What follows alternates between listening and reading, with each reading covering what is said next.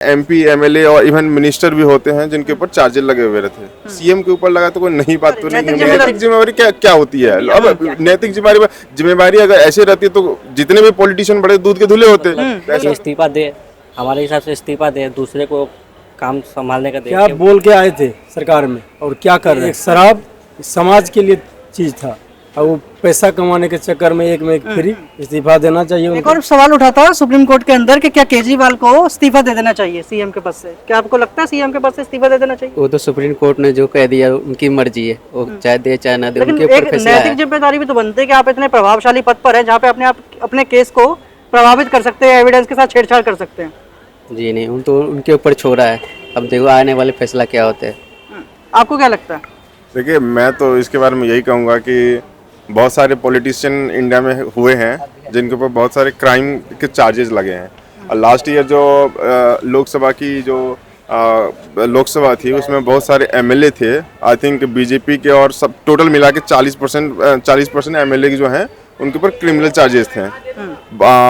और भी स्टेट में बहुत सारे एमपी एमएलए और इवन मिनिस्टर भी होते हैं जिनके ऊपर चार्जेस लगे हुए रहते हैं। सीएम के ऊपर लगा तो कोई नई बात तो नहीं है मुझे लगता है। उनके ऊपर चार्ज ही नहीं लगाया, उनको सीधा मतलब जेल में डले हुए हैं।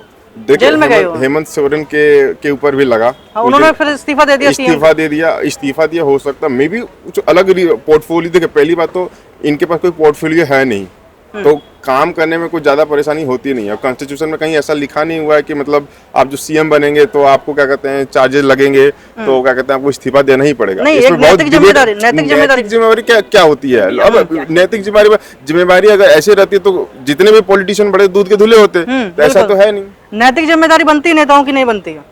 बिल्कुल होती है, क्योंकि वो केजरीवाल खुद बोले थे कोई सीएम गया था जेल में। लेकिन जैसे नैतिक जिम्मेदारी के जैसे ये बता रहे हैं इस हिसाब से देश में पॉलिटिक्स ही खत्म हो जाएगी, पॉलिटिशियन ही नहीं रहेंगे इस देश में। तो नहीं तो मान लीजिए सब तो पॉलिटिक्स का खेल है। जिसका सरकार अब गवर्नमेंट में रहेगी, जिसका सेंट्रल में रहेगा, वो अपना तो पक्ष लेगा ही, क्योंकि वो उसको सामने वाला को दबाएगा ही।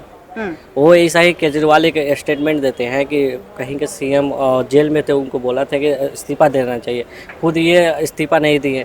तो इसे ये बात एक जिम्मेदारी होती है कि मतलब ये इस्तीफा दे, हमारे हिसाब से इस्तीफा दे, दूसरे को काम संभालने का दे, क्योंकि जेल में से ये कार्रवाई तो चल नहीं पाएगी सीएम का कार्रवाई। नहीं, जैसे ये बोल रहे हैं कि पोर्टफोलियो नहीं है उनके पास, तो फिर कार्रवाई में क्या उनको तो साइन ही करना है बस।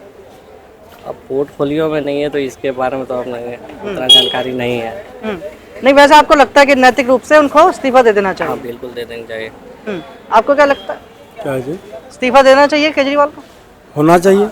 हम तो पहले उनका दो नीति से विरोधी हैं कि एक शराब समाज के लिए चीज था और वो पैसा कमाने के चक्कर में एक फ्री, और दूसरे वो क्या चीज से आए थे, क्या बोल के आए थे सरकार में और क्या कर रहे हैं? इस्तीफा देना चाहिए उनको। केजरीवाल को इस्तीफा दे देना चाहिए?